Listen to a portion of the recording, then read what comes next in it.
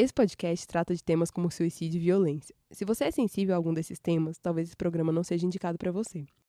O podcast é uma produção independente. Os interlocutores e suas opiniões não representam nenhuma instituição. Vestígios é um podcast sobre perícia criminal.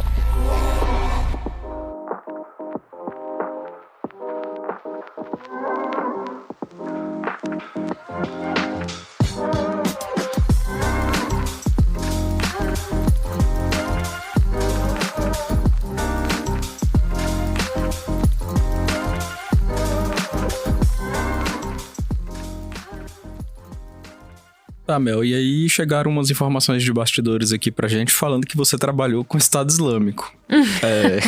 A gente não sabe, assim, se essa parceria foi positiva, né? Se você ajudou bastante eles ou não.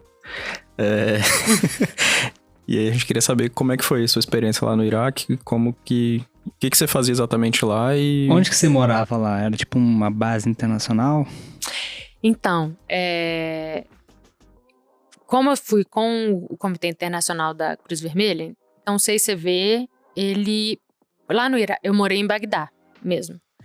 E lá no Iraque tem a Zona Verde, que talvez vocês já ouviram falar, que é uma zona internacional. Então, ONU, algumas várias embaixadas, consulados ficam nessa zona que geralmente não é muito afetada quando acontece algum tipo de conflito lá dentro.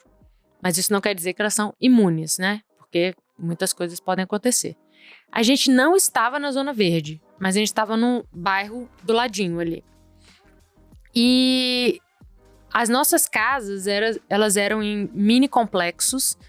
Então, cada mini complexo tinha 3 casas. Cada casa tinha 5 pessoas. Então, em um mini complexo, tinha 15 pessoas. E a Cruz Vermelha, se eu não me engano, tinha 6. 6 dessas 3. E era onde trabalhavam e moravam. Trabalhavam não, a gente tinha o escritório lá em Bagdá mesmo, que era no final da nossa rua. Então, a gente ia a pé. Mas onde moravam os internacionais que trabalhavam na delegação de Bagdá. E lá era meio que a parte da gerência. Bagdá tem uma delegação e uma subdelegação. Aí a gente trabalhava na delegação, onde ficava praticamente a gerência mesmo, os coordenadores, e a subdelegação, onde ficava o pessoal que ia mais para campo. Com a seção forense, eu entrei num time de 7. Nós éramos 7 quando eu entrei. Porque eu entrei como novata, né? Então eu tava lá pra ser treinada, eu nem ia ficar no Iraque. Era pra eu ser treinada 3 meses, pra eles poderem me mandar pra outro lugar. E como a equipe do Iraque era muito bem estabelecida, eles me mandaram pra lá, pra eu ser treinada, e depois eles iam ver uma outra missão pra eu ir. E aí eu cheguei, nós éramos 7, éramos eu, como especialista forense 1, tinha uma especialista forense 2, tinha a coordenadora, tinha um outro especialista forense 1 que ficava na parte do Kurdistão, que é a parte mais ao norte ali do Iraque, que é um território independente, e 2 auxiliares, que são iraquianos. E então eu entrei nessa equipe e com os meses foram passando e a coordenadora ela falou, olha, eu queria que você ficasse aqui, porque quando a gente treina a pessoa, você cria vínculos com os interlocutores e depois a gente precisa trocar. Então, eu queria te treinar, mas para ter algum tipo de continuação do nosso trabalho aqui. E eles me deixaram mais 3 meses. E aí foi para 6 meses. E à medida que o tempo foi passando, a Cruz Vermelha, ela depende muito de doações, né? Então, por exemplo, quando o Covid começou, várias dessas organizações internacionais, elas tiveram muito problema porque os estados, e aqui os estados são os países, eles tiveram que reter muito do dinheiro para cuidar da sua própria população. Então, muitas dessas organizações ficaram sem grana para redirecionar para alguns países que necessitam, né, de ajuda humanitária. E você tem não uma rotatividade grande de funcionários, mas muitas vezes as posições, elas precisam ser cortadas por conta de corte de gastos.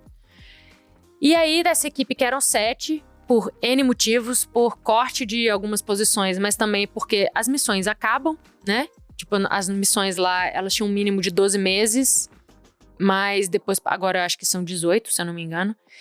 Então, as missões da minha coordenadora, da Forense 2, elas foram acabando, elas iam para outros lugares, com outras missões já engatilhadas. E aí, acabou que eu fui ficando sozinha, assim. Então, numa equipe que eu entrei com 7, em um determinado momento éramos eu, um coordenador e um auxiliar, então 3. Em um determinado momento, quando o Covid começou, era só eu e um auxiliar.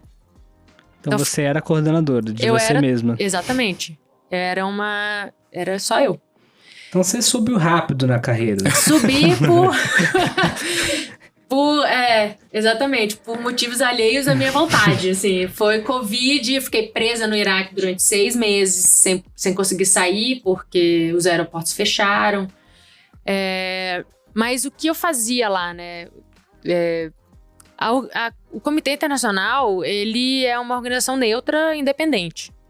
Entre várias outras coisas, eu acho que essas duas é o que mais vale frisar aqui pra gente falar disso. Então, eles não atuam com o interesse de nenhum Estado, né? Eles atuam no interesse das vítimas, da população que está sendo afetada.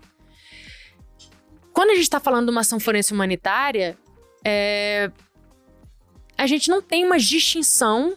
Você não pode fazer uma distinção de quem é uma vítima boa e de quem é uma vítima ruim.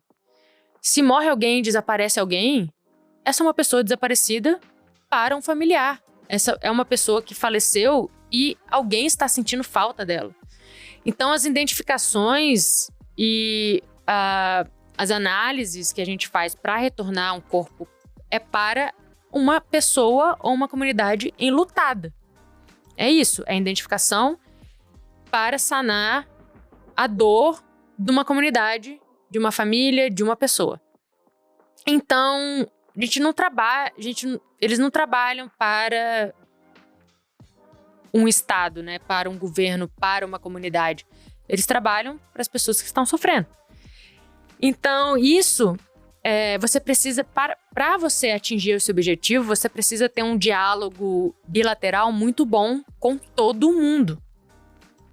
E isso inclui o Estado Islâmico, isso inclui líderes religiosos, isso inclui comunidades que são rivais e compartilham o mesmo território. Então você precisa ter reuniões com essas pessoas, você precisa estabelecer algumas regras, você precisa saber até onde você pode ir, porque a nossa proteção também depende disso. O Comitê Internacional da Cruz Vermelha, eles não têm uma proteção armada, né? A ONU, por exemplo, tem, né? Os capacetes brancos ou azuis, não lembro agora a cor.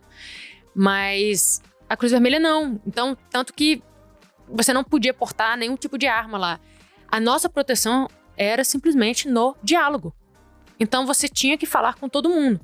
Então, se a gente ia para um deserto fazer uma busca de possíveis valas clandestinas da Guerra do Golfo entre Iraque e Kuwait, a gente tinha que ter um diálogo muito bom com ambas as partes.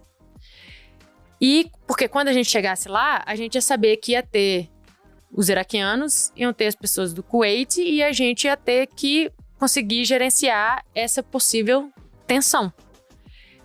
Sabendo que existe um tratado, que existe uma comissão, que é a comissão tripartite, que é estritamente que a observação é feita e o gerenciamento é feito pela Cruz Vermelha, e aí é Iraque-Kuwait, Iraque-Irã, né, para a Guerra do Golfo. E a Cruz Vermelha atua com busca, localização, recuperação, análise e identificação simplesmente humanitária. Então a gente não leva isso para um tribunal internacional, né, como a ONU, por exemplo, faz. Isso é uma diferença, assim, crucial para o trabalho da Cruz Vermelha, estritamente humanitário, para o trabalho da ONU, que é um trabalho muito investigativo, né? Porque eles levam isso para juízo. A gente não. É identificação e devolver para a família. Então, para fazer isso, A gente precisa de sensibilização, precisa falar com todos os interlocutores, e aí isso inclui todas as partes envolvidas. E todas as partes envolvidas, você vai ter a comunidade vítima que sofreu o abuso e a comunidade que cometeu. Então, a gente tinha, sim, diálogos com todos os envolvidos. E a parte forense, ela atuava principalmente para entender, para conseguir informações sobre possível localização de covas. As covas, elas eram encontradas no Iraque todos os dias. Eu ia pro IML e a gente estava fazendo análise de uma cova, sei lá, que foram encontradas 50 pessoas. No mesmo dia já chegava mais 130. Então era um trabalho, assim, infinito. Porque quanto mais você fazia, mais chegava. E com um backlog, porque tudo que chegava era urgente. E aí você tinha casos que iam ficando para trás, igual acontece no Brasil, alguns casos midiáticos que acabam passando na frente. Mas pra gente conseguir fazer isso, a gente tinha que ter esse diálogo bilateral com todo mundo, autoridade, com comunidade, com líder religioso, com testemunhas, e enfim. Então, o trabalho era esse. Mas você participava ativamente dessa parte do diálogo? Ou era mais uma parte técnica mesmo, assim? Ou até você tinha que entrar, às vezes, numa parte mais... Vamos dar uma conversada aqui... Então, a minha atuação lá, ela era muito mais técnica. Uhum. Então, o meu diálogo, ele foi muito mais com profissionais do Instituto Médico Legal.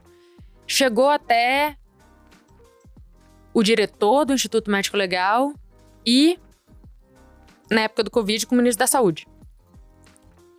Há vários dos meus colegas, porque a divisão de papéis lá é muito bem estabelecido dentro do comitê. Então, alguns diálogos não tinha como eu fazer. Eu não ia poder chegar lá e falar com o presidente, né, do Iraque, ou com o primeiro-ministro. Uhum. Então, isso era o chefe da delegação, ou o vice, enfim, né, ia muito maior que o meu salário, as pessoas que conversavam. Mas, com esses níveis, a gente delegava.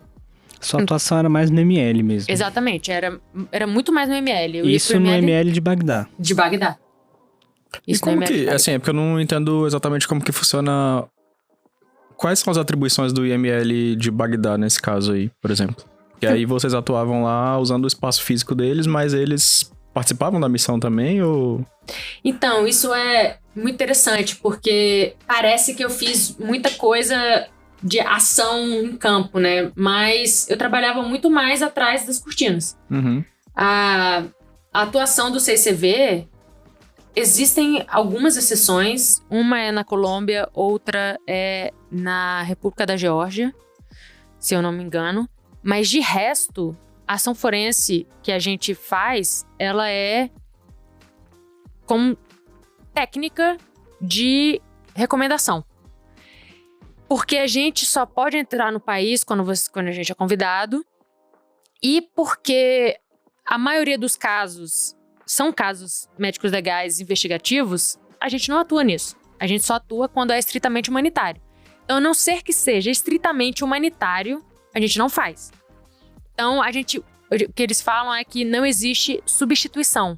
A gente não entra no país para fazer o trabalho deles. Uhum. A gente entra para capacitar as pessoas que já existem lá, que por falta de estrutura, por falta de recursos humanos, por falta de integração com profissionais internacionais, ou até por falta de oportunidade de adquirir um maior conhecimento científico contemporâneo, precisam dessa ajuda. Então, a gente entra para fazer essa capacitação dos profissionais que já existem. Ah, você não põe a mão na massa, assim, de, tipo, pegar o osso e fazer as análises nele? Não, lá no Iraque, essa do Kuwait e do Iraque, da Guerra do Golfo, a gente foi a campo mesmo, porque é uma comissão que é observada, gerenciada pela Cruz Vermelha, e é estritamente humanitária. Então, nessa a gente podia atuar ativamente. Mas outras organizações atuam paralelamente ao nosso trabalho. Tem a Comissão Internacional de Pessoas Desaparecidas, a própria ONU. Essas duas fazem esse trabalho para coleta de vestígio, provas, evidências para levar ao Tribunal Internacional. Como eu disse, a gente não. Mas, desse especificamente, a gente foi a campo, fez a coleta dos indivíduos, depois, acho que foram 23, depois de 21, foram 21 indivíduos, todos eles foram identificados, retornaram ao Kuwait. Só que como a gente trabalhava com capacitação, mais ativamente, eu fazia um trabalho de ensino, era muito educacional. Então, eu praticamente dava aula para eles, né? A gente reunia os antropólogos forenses do laboratório e a gente fazia de tudo, desde atualizar protocolos de estimativa de sexo, todos os protocolos de perfil biológico, fazer uma manutenção da sala de análise. Por exemplo, eles tinham 34 profissionais e eles faziam 7 casos por dia. Nossa. Tipo, isso era muito pouco. Uhum. 7 análises se você tem 35 pessoas. Então, a gente fez um trabalho de reestruturação de recursos humanos, trabalhar com formação de equipes, atualizar protocolos. Eles não tinham protocolos, então a gente falava com eles como fazer, o que colocar, o próprio formulário de análise, o que precisava ter. Enviava muitos deles para congressos internacionais, para fazer cursos fora, trazia pessoas de fora para dar cursos lá dentro. Então, fazia um trabalho de sensibilização dessa mesma maneira que eu falei que a gente precisa ter um diálogo bilateral. Vocês devem imaginar que deve ser muito difícil para eles, sendo a comunidade que está sofrendo muitos ataques, ter que, às vezes, receber um indivíduo que possivelmente pertence a um grupo que eles consideram terroristas e eles terem que analisar esse corpo lá e simplesmente deixar esse corpo de lado. Então, a gente tem que falar, tipo, não, você não pode deixar esse corpo decompondo no meio da rua. Uhum. Porque em Mossul era isso que eles faziam, né? Eles pegavam o que eles falavam que eram as boas vítimas e o que eles achavam que eram membros do Estado Islâmico, eles deixavam na rua decompondo. Só que nisso, você tem as nuances, né? Tipo, como você sabe que aquela pessoa é quem você acha que é? A primeira é essa, né? Sim. Isso. E se for... Eles raptavam muitas pessoas, né? Eles tinham muitos reféns, mulheres, crianças. Então, assim, só por conta deles estarem em uma localidade só, eles olhavam e falavam, não, a gente sabe que essa área aqui era mal habitada. Então, a gente não vai lá e vai deixar... Não vai recolher nada. Então, era um trabalho com as autoridades do tipo, não, tem que... a gente precisa, né, ter essa parte humanitária do nosso trabalho, né? E então a gente fazia de tudo. Dei treinamento a gente ajudou eles a fazer os protocolos, a instituir um manual. A gente publicou cientificamente numa revista, a Forensic Science International. Uhum. Eles publicaram artigos lá com a gente. Então foi a primeira vez que a antropologia forense iraquiana publicou um artigo científico com base em população do Iraque. Nossa. Então, era esse trabalho de fortalecimento dos profissionais locais, porque qual que é a intenção? O objetivo final é você conseguir reerguer essa comunidade, você conseguir fortalecer esses profissionais para que eles consigam fazer as coisas com as próprias pernas, né? Uhum. Porque a intenção não é que um Estado precise de ajuda humanitária para sempre.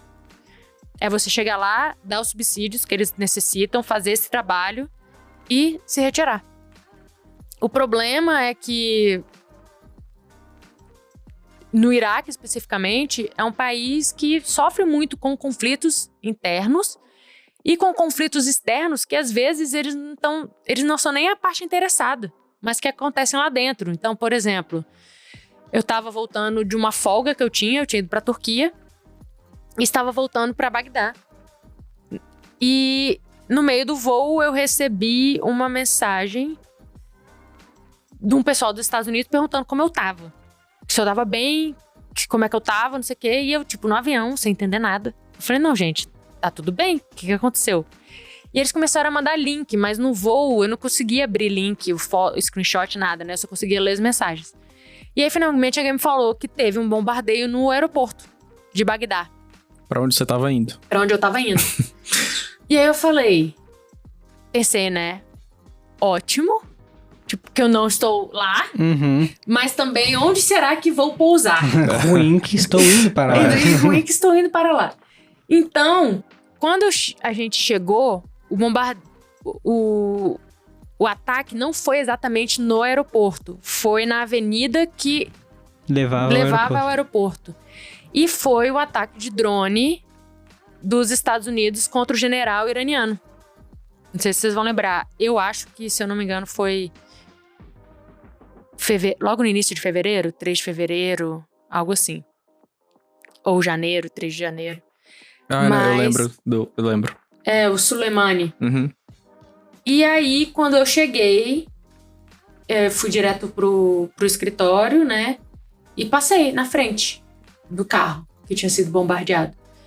E quando isso aconteceu, as primeiras notícias eram Terceira Guerra Mundial. Eu acho que a gente já viveu várias possíveis Terceiras Guerras Mundial, né? Sim, Ucrânia, por exemplo, né? Ucrânia, agora o que tá acontecendo. E essa no Iraque foi quando falaram, cara, vai estourar e eu tô aqui. Exato. Só que o Iraque não tinha nada a ver. Né? Aconteceu um ataque em território iraquiano, mas eles não eram parte interessada nisso. Assim, diretamente. Pelo que eu acho. Pelo menos pelo que a gente sabia naquele momento e as informações que eu tenho que podem ser, né, obviamente equivocadas, Exato. Mas são muitos conflitos que acontecem lá que eles usam o país de terreno de guerra. Então é muito difícil deles se reerguerem, né? Tem muita corrupção, desde Mossul, com todos os ataques. Mossul até hoje ainda está se reconstruindo. Muitas famílias que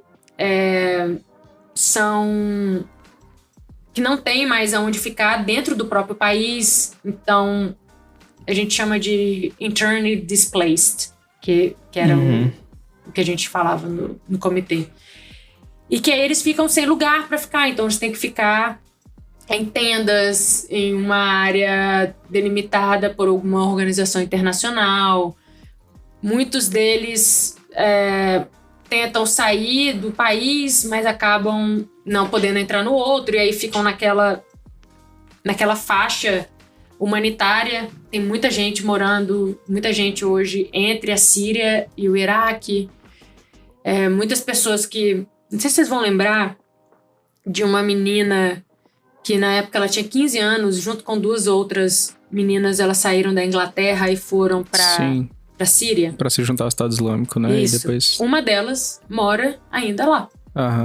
Nesse lugar, ela é apátrida, né? Ela perdeu a nacionalidade. O julgamento tá acontecendo ainda no Reino Unido, né? Tinha acontecido, e aí eles falaram que não iam não ia aceitar de volta, né? Que doideira, né? E aí a ONU, a Cruz Vermelha, todo mundo trabalhando, né, em prol dela, mas ela ainda tá lá. Assim, as 2 outras faleceram durante os anos que elas foram pra Síria, mas uma delas ainda mora lá. Faleceram, tipo, em conflitos? Foi por conta dos conflitos, né? Porque elas acabaram casando tem um livro muito bom que conta a história delas, especificamente. O livro é de uma jornalista, ele é maravilhoso. Eu só li em inglês, se chama The Guest House for Young Widows. E conta a história delas. E é muito interessante porque mostra desde quando aconteceram a movimentação dos jovens na Líbia, na Tunísia. e algo que aconteceu nos Estados Unidos, e aí houve um atentado à embaixada ou consulado dos Estados Unidos, e aí mostra, tipo, eles chamam de insurgência, né? E como o Estado Islâmico nasceu e como essas pessoas que moravam fora do Oriente Médio, como elas começaram a ser vistas e por que muita gente jovem começou a se juntar. E aí entra na história dessas 3 meninas, especificamente. E é muito interessante ler sobre isso. Era uma coisa que eu nunca tinha pensado, que eu não sabia, eu era completamente leiga no assunto. E depois, morando lá e lendo esse livro, é um conhecimento que a gente não adquire, assim, simplesmente lendo as notícias que a gente lê, né? Não, com certeza não. Então, foi muito interessante ler essa história e depois saber que uma delas ainda estava lá num lugar muito perto de onde eu também morei. Acho que, infelizmente, não tem uma versão traduzida desse livro. Mas, né? pra quem souber inglês... Quem souber, fica aí outra recomendação. Eu acho que tem no Kindle também. É bom que tenha porque a versão física tá R$200, né?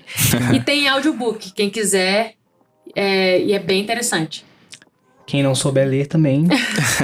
Quem não souber ler, mas souber. Tem um seriado na Netflix que chama Califado, se eu não me engano, que conta, é dramatizado e tal, mas não sei se é baseado em histórias reais daquelas pessoas especificamente, mas conta essa história. São meninas de, sei lá, 16, 17 anos que saem da Suécia pra ir pra Síria pra se juntar aos Estados Unidos, pra serem noivas, né?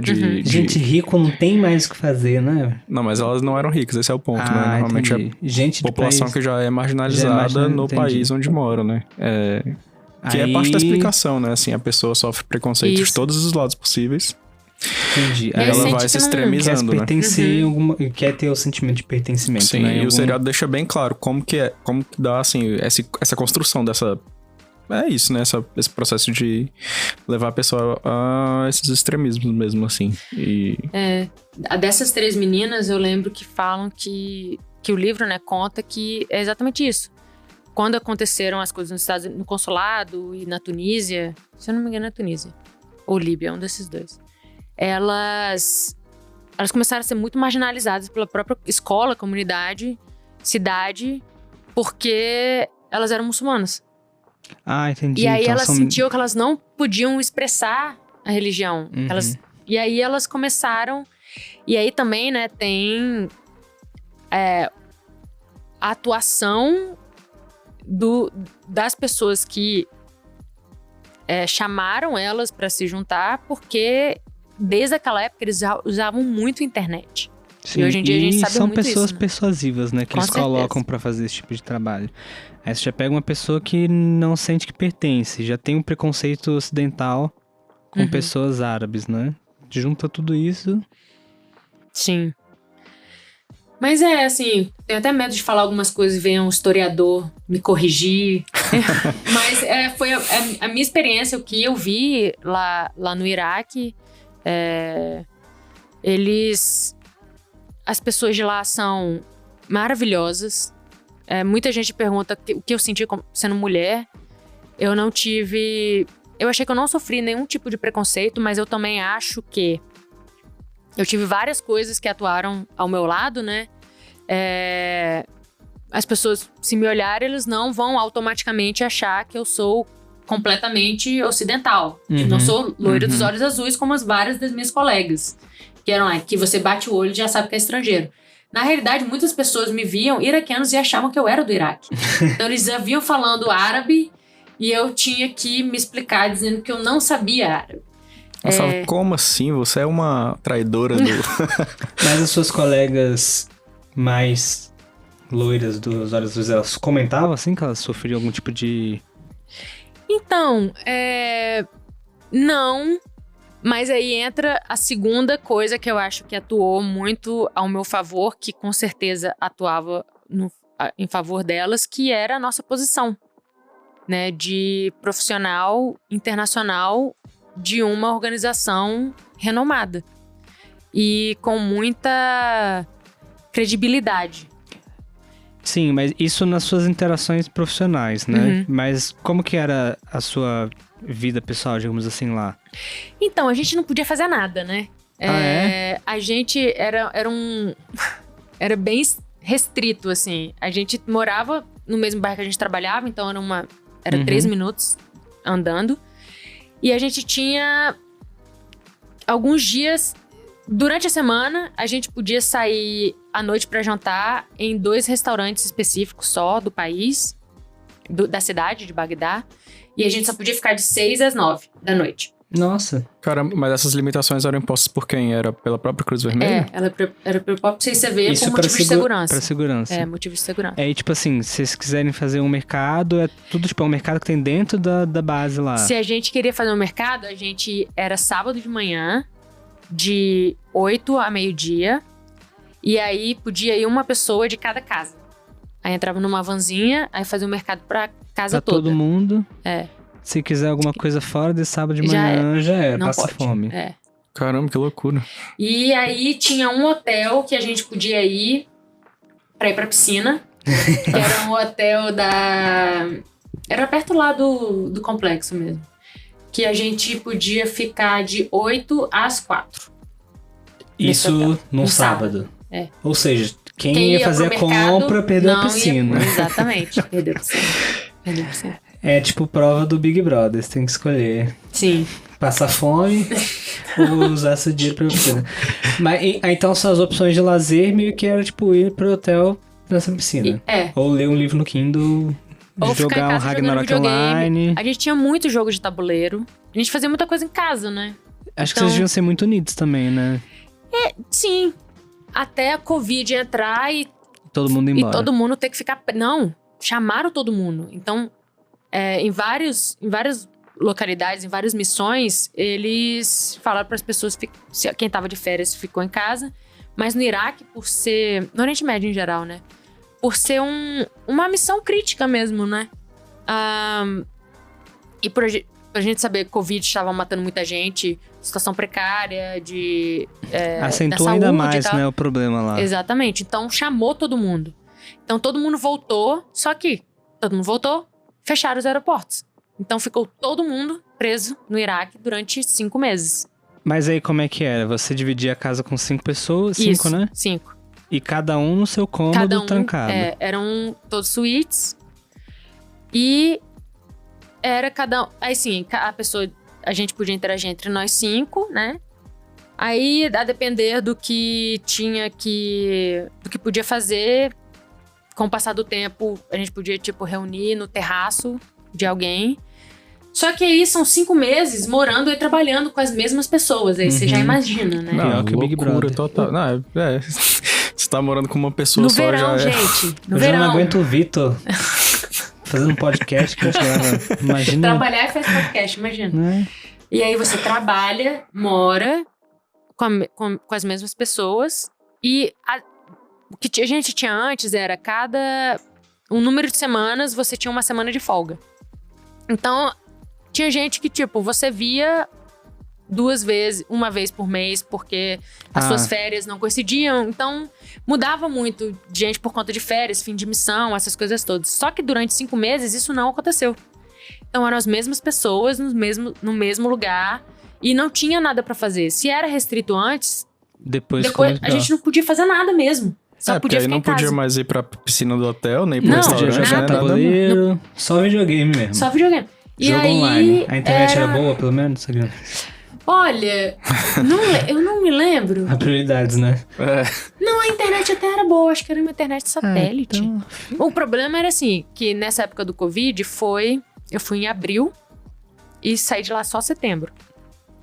Então era verão. Você pegou a autona lá da Covid. Eu Peguei deve fazer autona. 55 graus na sombra, Fazia né? Assim. 52 graus durante o dia, eu pegava Nossa. assim, Nossa diariamente. senhora. Diariamente.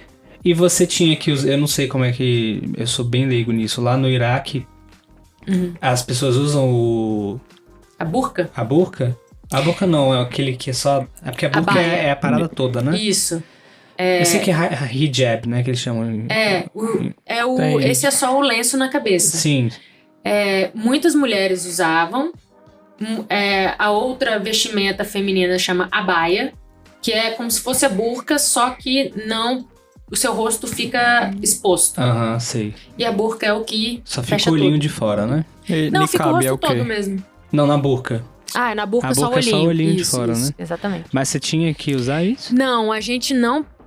em Bagdá, não. Bagdá, quando você compara com outros lugares do Iraque, é bem à frente do seu tempo. Mais assim. progressista, Exatamente. Então, muitas mulheres elas nem usavam o hijab, o lenço no cabelo. As mulheres de lá mesmo.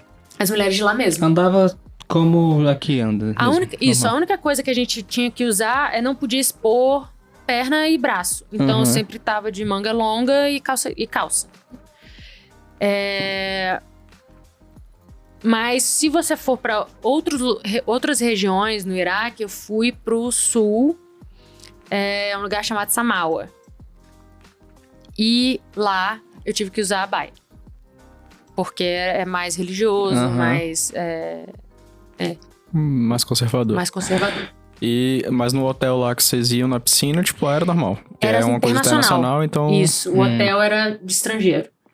Então, aí você ia e aí você só falava de trabalho. Só tinha gente que trabalhava com isso. Aham. Aí era uma folga meio não folga. Era trabalhar de biquíni. E essa Exato. semana de folga, então, normalmente você viajava. Porque pra Sim. ficar lá uma semana lá pra não poder sair, melhor... Não, ninguém ficava. Ninguém ficava. Era a semana que você tinha pra sair de lá e não pensar em nada e retornar.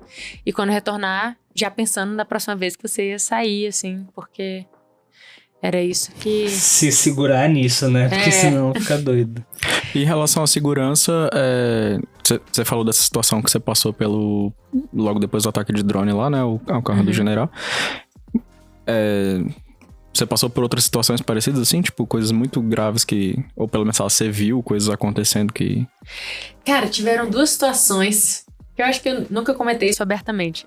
Mas uma foi... eu estava num deserto, numa dessas missões. E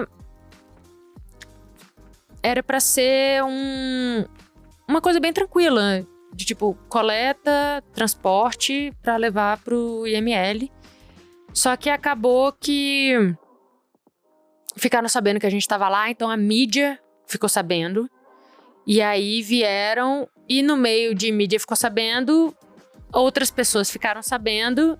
E aí eu lembro que eu tava no deserto e eu só via, parecia filme, assim, eu via a poeirinha subindo em algum lugar.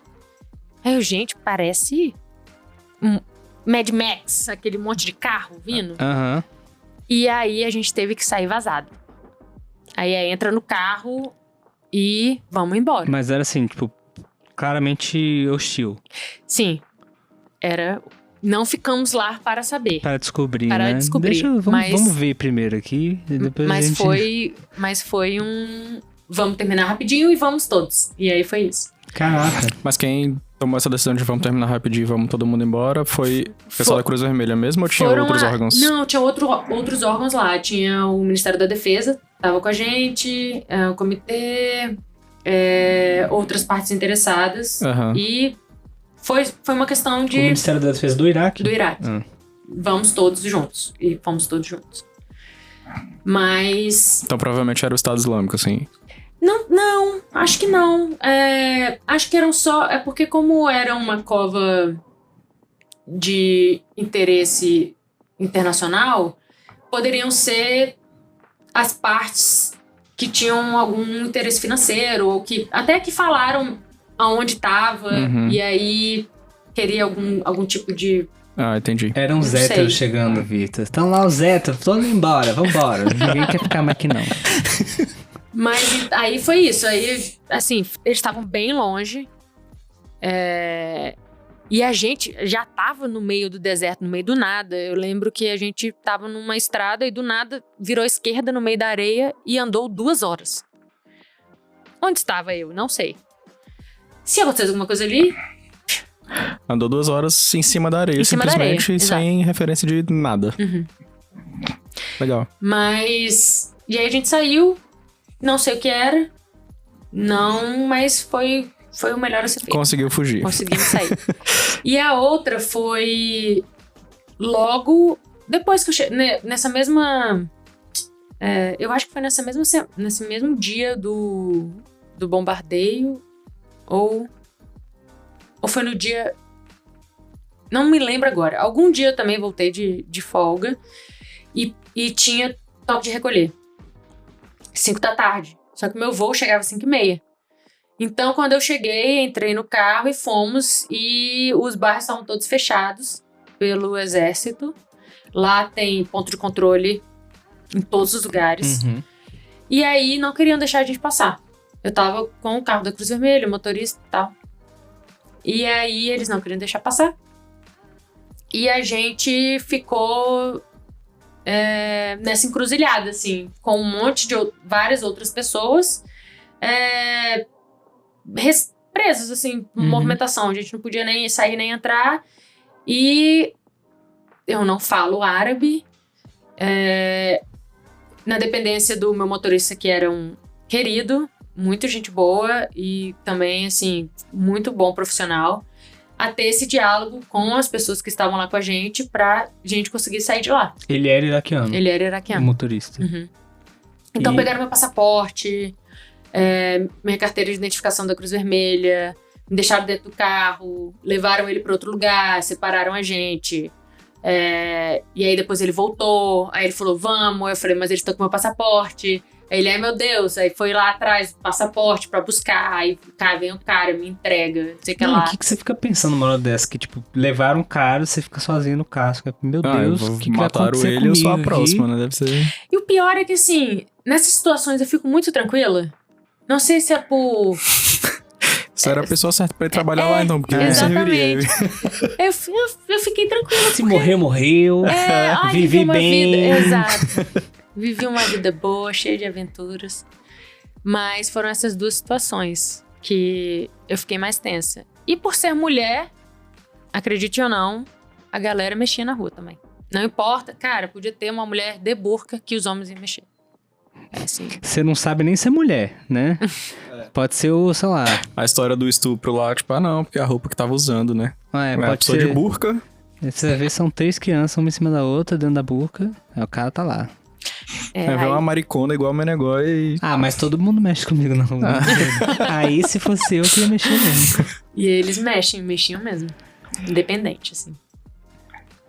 Mas essa galera que você tava contando da história que pegou seu passaporte e tal, era o exército do Iraque? Era. Eles estavam fazendo controle, né? Uhum. E aí eles pegaram, porque eles não queriam deixar a gente passar. E eles Sim. sabiam que eu não ia sair sem meu passaporte. Uhum. Então era uma forma deles te segurarem lá. me segurarem. E Mas a gente aí, conseguiu sair. eu ia perguntar também como que era a receptividade deles em relação à Cruz Vermelha. E aí deles eu digo mais os órgãos oficiais mesmo, as instituições. Porque você falou, né, que eles usam o Iraque como um campo de guerra de interesses diversos. Então tem sempre gente de fora lá, fazendo coisas que não necessariamente vão ser boas pra eles. E assim, eu imagino que tenha desconfiança geral em relação a qualquer tipo de intervenção estrangeira, né? Então, vocês como órgão internacional lá, como que era, assim, a galera do IML mesmo, tipo, que vocês estavam, inclusive, instruindo e tal. Como que era? Tinha alguma resistência, assim? Cara, isso era uma coisa que faz muita diferença. Eu acho que em qualquer órgão internacional, como eu falei, a gente tinha missões, né? Então, as missões, elas têm um prazo de validade, ou 12 meses, ou 18, ou 24. Então, chega um determinado momento que aquela pessoa que criou um vínculo muito bom com o interlocutor, ela precisa sair e vai entrar outra pessoa. Então, se não existe uma transferência de informações entre esses dois profissionais muito boas, o que acontecia era que eles ficavam frustrados mesmo se a gente chegasse e começasse a fazer as mesmas perguntas. Eles falavam, cara, mas eu já falei para 3 pessoas essa mesma coisa.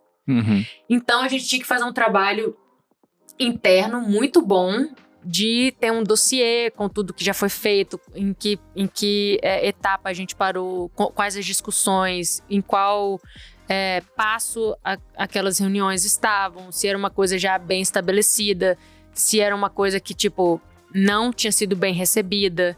E tinha todos esses cuidados, porque eu imagino que para qualquer pessoa, né, a gente não gosta que chegue alguém de fora e venha falar como a gente tem que fazer nosso trabalho.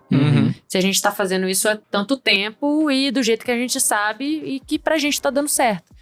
Então, ter a gente lá chegando e falando, cara, como assim? Tipo, vocês estão com 3 mesas de análise, vocês fazem 7 casos por dia. Não, vamos botar 8 mesas, dividir em equipe. Então, não era uma coisa que a gente chegava já falando isso. Era isso. Só o fato de eu conseguir deles colocarem mais mesa e distribuir em equipe, isso levou quase 8 meses. De conversas praticamente diárias. De como reestruturar o laboratório, como que poderia dividir equipe, como poderia fazer protocolos. Porque é isso, é uma resistência e eu entendo completamente. Muito fácil para eu chegar lá e falar que eles têm que mudar para para fazer alguma coisa melhor. Mas eles queriam entender por quê, se eles já estavam fazendo aquilo tudo há tanto tempo, que mudança é difícil. Eram 34 pessoas, tem um chefe, mas ele quer agradar todo mundo. Então, tem isso sempre. E qualquer coisa que seja definido como uma meta, não era uma meta nossa, né? Era uma meta em conjunto e a gente tinha que colocar muito claramente os motivos. Tipo, você vai mudar isso, mas não é só a distribuição de mesas. Você vai otimizar o seu trabalho, vai otimizar a sua equipe. Você tem um backlog de não sei quantos casos. Você vai conseguir... O que você faria em 8 meses, você vai conseguir fazer em 3. Algumas coisas que eles reclamavam do tipo... a gente não tem... A gente não pode fazer mais porque a gente não tem área de armazenamento. Sim, era verdade. Então, a gente falou, então vamos ver o que a gente consegue fazer aqui com o laboratório, vamos arrumar uma área de armazenamento de vocês, vamos doar estante, vamos doar caixa, urna funerária, porque isso são limitadores também, né? Insumos, essas coisas todas. Então, é exatamente isso. É um diálogo constante e é muito demorado. Sim. Qualquer mudança que seja pequena aos nossos olhos é muito difícil de instituir. E então era bem demorado essa conversa. Até porque, assim, muito provavelmente a escolha de vocês participarem desse trabalho não era daqueles profissionais que estão ali naquele momento, né? No fim da linha de produção ali. Sim. Então, por ele, muito provavelmente, ele não queria que ninguém viesse de fora pra ensinar pra ele como é que ele deveria fazer exatamente, aquilo. Exatamente. Exato. Aí a gente tem que ter esse trabalho, essa escada também, né? Informações que vinham dos meus superiores até chegar em mim, tipo, por que a gente tem que fazer esse memorando de entendimento para banco de dados? E aí chegava lá e falava, olha, banco de dados. E eles falavam, mas a gente não quer.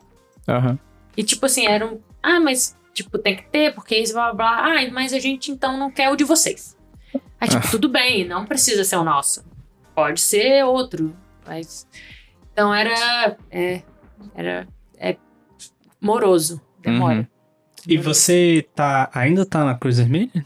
Não, eu pedi demissão em fevereiro de 2021. Então, mais ou menos quando você voltou. Isso, eu pedi demissão pra voltar pro Brasil. Ah, entendi. Eu estava pra ir pra Síria. Eu saí do Iraque. Ia piorar um pouco. Eu não sei se ia piorar. Eu não sei, na verdade. Mas eu já tava com a missão assinada. Mas foi esse o motivo? Assim, não tô muito afim de ir pra Síria, vou embora. Não, eu tinha que voltar pro Brasil, porque como eu falei, eu fiz Ciências Sem Fronteiras. E aí eu tinha que retornar. Ou eu pedia um documento de apoio da CAPES, para eu não precisar voltar, mas para isso a opção que eles me deram foi pagar tudo de volta que eles tinham investido. E eu não tinha condições de fazer isso. Até teria em 10 anos, se eu continuasse no mesmo trabalho que eu estava fazendo. Mas era um dinheiro absurdo. E aí eu voltei. Eu falei, vou voltar pro Brasil. Eu vinha só pra esperar esse tempo. Porque a minha intenção era não morar no Brasil mesmo. Mas é bem longo, né? É igual, é o mesmo período, né? Que tem que ficar. São 4 anos. Uhum. São 4 Nossa, anos. mas é uma limitação. Eu achava que tinha exceções nessas limitações pra, sei lá, quando justificava o que você tava fazendo. Olha, Porque, pô, realmente valeria a pena até pro país, né? Tipo, ter uma pessoa fazendo esse trabalho numa instituição internacional, assim. Não me parece uma decisão lógica e inteligente da CAPES. eu pedi... na teoria, eles tinham exceções. Aham. Mas nenhuma exceção... Te enquadrava, assim. Não, nenhuma exceção foi aprovada. Nunca. Tipo assim, tá. pessoas que... Eles tinham uma exceção que era... Se você tiver uma oportunidade de emprego em uma instituição fora, estabelecer colaborações com instituições brasileiras e não tiver ônus para o Brasil, a gente pode considerar que você pode ficar fora. E aí eu lembro que nessa época várias pessoas começaram a enviar projetos para a CAPES, porque a gente tinha um grupo, né, obviamente, das pessoas que tinham ido, e pessoas com projetos assim... Eu lembro de um especificamente que era na Inglaterra, que a pessoa tinha conseguido um financiamento do governo gigantesco, mais da universidade. Aí tinha a universidade dessa pessoa, mais algumas outras da Inglaterra, mais vários órgãos e instituições universitárias do Brasil, públicas e privadas. A pessoa mandou um projeto gigantesco falando, olha, não vou precisar de dinheiro do Brasil, tá sendo tudo custeado por aqui. A gente vai ter bolsa para estudantes brasileiros virem para cá, blá, blá, blá, blá. A CAPES não aceitou. Mas aí essa pessoa falou, então tá bom, toma o dinheiro. Sim, aí eu acredito... vários colegas meus ficaram. E devolveram toda a bolsa que eles receberam. E aí tinha algumas... Não vou falar facilidades, porque nunca é fácil, né? Mas tinham algumas possibilidades, né? De divisões de parcelas e você tal. não tinha que devolver tudo integral na hora, né? Mas porque quando eu fui, a minha universidade não me deu nenhum tipo de desconto. Algumas universidades ofereceram para alunos, mesmo com bolsa da CAPES, algum tipo de desconto. Ou as universidades eram mais baratas que a minha também, que a variação de preço lá é gigantesca. Só que como eu tive que pagar tudo integral. Porque eu tinha bolsa, né, pra eles. Muito melhor receber o dinheiro todo. Sim. Então, eu teria que devolver tudo mesmo. E aí ficou caro. Ficou bem caro. E eu não tinha condições. Não, é fazer uma dívida pro resto da sua vida, né? Sim. E aí eu voltei com essa ideia de ficar aqui esse tempo, mas... E aí eu fui pra Vitória, né? Fiquei lá com os meus pais um pouco. E eu recebi um convite de vir pra Brasília. O convite foi feito pelo Dr. Carlos Eduardo Palhares Machado, que é perito criminal federal, trabalha aqui na PF, no Instituto Nacional de Criminalística. Hoje em dia é o diretor lá, né? Isso, hoje em dia ele é o diretor do INC, ele gosta de falar que ele está como diretor do INC, e ele me convidou, ele soube que eu voltei, e ele me convidou para ajudar em alguns projetos aqui no INC, que ele queria alavancar a antropologia forense aqui. E no Brasil, né, também. Não só na Polícia Federal, mas que a gente conseguisse fazer algumas coisas aqui no Brasil. E aí eu falei, beleza, fico lá um mês, vejo do que é. A gente tinha alguns projetos de fazer cursos, tinha um livro que ele estava fazendo, que ele era um dos editores. Que já saiu, né? Que saiu, Pode fazer sim. a propaganda aí. Tá? Saiu, gente, Tratado de Antropologia Forense, melhor livro de antropologia do Brasil, feito a várias mãos, mas editores, o Palhares, Beitos, Eugênia Cunha, o Jesus Antônio Velho. A Eugênia, lá de Portugal. Exato, também participou. E é o livro mais completo que existe sobre antropologia, o mais atual, e tá sendo a nossa bíblia aqui, na área. Legal. E aí, eu falei, vou ficar um mês, vejo de qual é, e qualquer coisa eu volto pra Vitória. Aí fiquei um mês no Airbnb e tô aqui até hoje. Tenho mais de 2 anos. Casou, mais de 2 anos que eu vim só temporariamente. E nesse período também você fez uma missão em algum lugar da América Latina, não fez? Fiz. Eu pedi pra sair da Cruz Vermelha, né? Mas eles têm alguns tipos de contratos de consultoria externa. Você pode falar assim, mas eles me amam e aí... Foi por eles então também. Foi, eu fui pro Peru. Aí quem me contratou foi a missão forense no Peru. E aí eu fiquei lá 3 semanas e fui fazer um diagnóstico forense de casos da década de 80 que eram violações de direitos humanos. E aí eu fui lá... E nesse caso, então, não é só humanitário, né? Então, tem interesse jurídico aí nesse caso ou não? Não. Era estritamente humanitário. A intervenção deles, né? O que as equipes de lá estavam fazendo, algumas têm interesse jurídico. Uhum. Agora, eu fui pra fazer tipo um diagnóstico. Como assim, né? Pra ver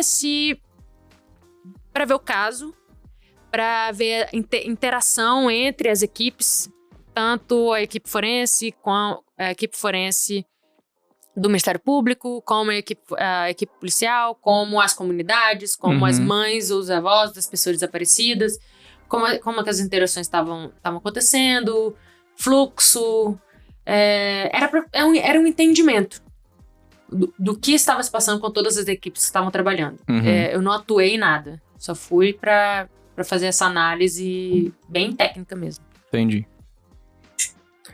E aí, lá na PF, o seu trabalho é o que, assim, exatamente? Só se você puder dar exemplos, assim. Eu sei que você trabalhou em alguns casos famosos já, né, e tal. Então, na PF, eu entro como colaboradora externa. A gente tem um grupo de pesquisa em antropologia forense e identificação de pessoas, que foi instituído tanto pelo CNPq como pela Academia Nacional de Polícia. Então, é um grupo que a gente faz pesquisa e por conta disso, a gente publica artigos científicos e também precisa desenvolver algumas coisas internas. Então, por exemplo, a Polícia Federal agora está instituindo uma coleção osteológica identificada. Por quê? Porque muitas das estimativas que a gente usa para o perfil biológico no Brasil, elas não são validadas para a população brasileira. E a gente só consegue validar uma estimativa, uma metodologia que foi feita em outra população, se a gente tiver uma população daqui para poder refazer essa metodologia e ver a acurácia, né? A taxa de erro e etc. Existem várias coleções osteológicas no Brasil, espalhadas pelo Brasil. E a PF agora está começando uma delas. E a gente está trabalhando com isso, com a limpeza desses casos que a gente recebe por doação, para que a gente consiga validar metodologias e para que a gente consiga fazer pesquisa com a população brasileira. E essa doação vem de onde? Então, geralmente, elas vêm de cemitérios, né? É porque o Victor tá pensando em doar uma parte da coleção dele. Existe uma lei. Assim, vamos supor que eu quero me desfazer de algumas coisas que eu tenho em casa. Tem uma lei, existe uma lei de doação de material, né, para universidades, né? Se você for universidades que você faça anatomia, você vai ter lá corpos que foram doados com esse intuito de pesquisa e ensino. E é por meio dessa lei e dessa instituição de doação que a gente recebe os corpos. E qualquer instituto recebe também por doação. Geralmente aqui é por doação institucional, mas fora do Brasil, nos Estados Unidos, por exemplo, você pode fazer a sua doação em vida, e aí quando você morre, a instituição já está com aval de recolha do seu corpo. E aí você vai para uma instituição forense. Mas aqui foi recebido por cemitério, Aquele cemitério é quando exuma o cadáver depois de muito tempo, é isso? Isso. E aí também tem várias... São motivos, né? Eles são preconizados, então acho que no Brasil são 3 anos que você pode exumar algum indivíduo. Às vezes a família não quer, ou às vezes não quer aquele corpo, não tem um mausoléu, não tem uma sepultura familiar. Se for uma sepultura pública, eles podem exumar e depois colocar no ossuário do próprio cemitério. Se você entra em contato e a família por algum motivo fala que não quer mais pagar a sepultura, ou elas dão um aval de doação, isso também acontece. Então tem vários meios internos legais para que isso aconteça. Mas chega bastante assim lá pra vocês? Ou... Olha, a gente tá com hoje 108 e eu acho que vai chegar um pouquinho mais nos próximos tempos. Assim. Do Brasil todo. Esse 108 que a gente tem é do Sudeste e eu acho que o próximo que vão vir é de outra região. Entendi. E aí, assim, eu fiquei pensando enquanto eu tava falando dessas as coisas que fazem o cadáver poder ser doado pra vocês, meio que tem um recorte socioeconômico aí, né? Então, sim, porque a maioria dos casos é porque a pessoa não pode manter aquele corpo. Sim. E aí eu fiquei pensando se isso não afeta de alguma forma a antropologia em si daquele corpo ali, né? Porque se a pessoa tá, sei lá, fiquei pensando que pode ter alguma situação de vulnerabilidade que vai influenciar alguma coisa biológica ali. Sim, com certeza. Eu só posso falar do que a gente recebeu aqui. E nem só disso, né? Não só de vulnerabilidade, mas também de idade, né? Porque a gente acaba recebendo indivíduos muito mais velhos, porque pessoas jovens ou crianças é muito mais difícil. E também essa questão de doação, muitas famílias simplesmente não querem, que é completamente compreensível da vontade do familiar. Isso foi um problema que é um problema das coleções osteológicas dos Estados Unidos.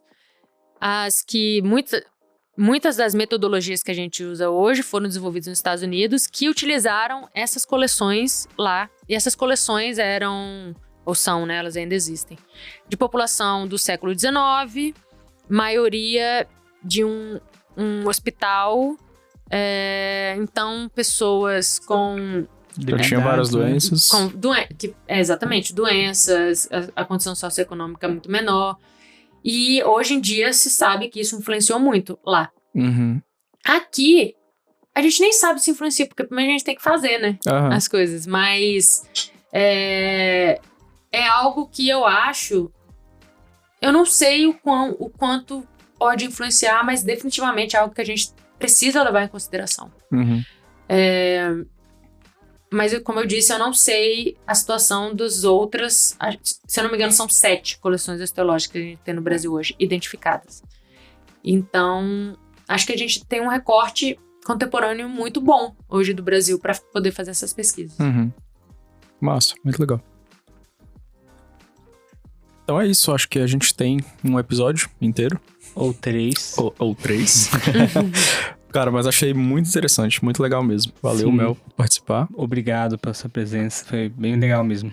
Eu que agradeço, gente, um prazer. E desculpa aí ter falado muito. Não, a gente gosta que fale muito. Esse é o objetivo. Pode fazer propaganda aí de onde a gente encontra suas redes. Redes, nossa. Redes, tudo Não sei mais. também se você é dessas, né, Não. famosinha no Instagram. Não sou famosinha do Instagram. Não, mas você tem rede sim, que eu sei. Tem um Instagram que o arroba é antropologia_forense, que postei algumas fotos do Iraque, de quando eu tava lá, falo um pouco sobre a ação humanitária. Quando eu vou em congresso, geralmente eu posto lá. O livro Tratado de Antropologia Forense, inclusive para você concurseiro que gosta da área de perícia, está sendo muito usado nas provas de perito médico-legista, perito odontologista, na parte de antropologia. Vai cair. Vai cair, se não comprar o livro, não vai passar. Exatamente. Essa é a realidade. E ano que vem, 2024, em Brasília vai sediar o Congresso Nacional de Antropologia Forense. É o primeiro? Não, é o 6º. Nossa, né? A gente... existe a Associação Brasileira de Antropologia Forense, a ABRAF. Eu sou parte da diretoria da comissão científica. Hoje o nosso presidente é o Alexandre Deitos, que também é perito criminal federal. Também uma referência na antropologia forense brasileira. Então nós temos uma diretoria aí que conta com grandes nomes nacionais, membros que também, pessoas conhecidas no meio, pessoas que atuam na antropologia forense, peritos médicos legistas, peritos odontologistas, acadêmicos da parte de medicina, biologia, arqueologia. Então, assim, tem profissional, tem estudante. A Eugênia vai vir, quem quiser conhecer a Eugênia. Eu vou só pra conhecer a Eugênia. Eugênia vai vir, exato, a Eugênia estará aqui. Todo mundo ama a Eugênia. E ela também já é membro da diretoria da ABRAF. Então, se você tem interesse, você pode se associar. Nós temos reuniões científicas, nós temos o CONAF ano que vem. E o grupo onde a gente coloca coisas de interesse da antropologia forense, mas também é uma ótima forma de fazer networking, se você está interessado nessa área.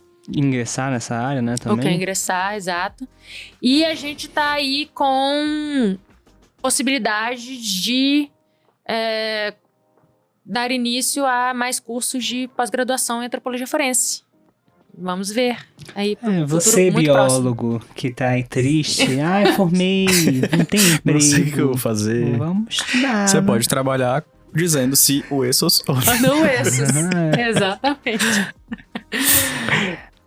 Então é isso, galera. Obrigado. Valeu. Até o próximo episódio.